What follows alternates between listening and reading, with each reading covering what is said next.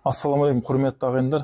Мынау біздің жүгері шайымызға эксперимент түсіріп жүрген сіздерге қалай оригиналы қандай болады екен. Мынау ортадағы біздің жүгері шайымыз ағайындар, қараңыздар. Екі шеттегі қарапайым су. Қазір мен йодты аламын да, мынау таза суға қосамын. Бұл таза су уже былғанады. Бұл уже біздің ағзамыз деп есептейік.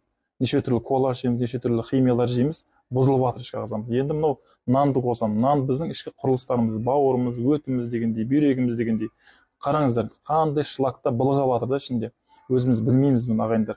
Енді біз не істейміз? Сасқамыздан су ішеміз күніге шаят деп. Бірақ су аса шаймайды екен ағайындар.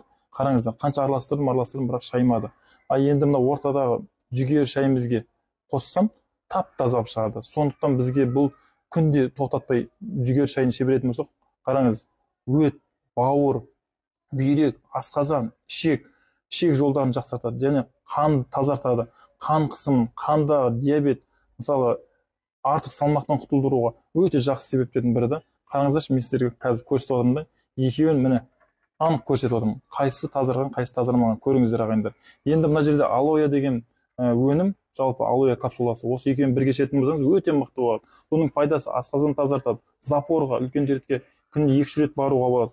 Сосын ішек тазарту, асқазан тазарту, артық салмақтан құтылу, бауырға және токсиндерді шығаруға өте мықты себептің бірі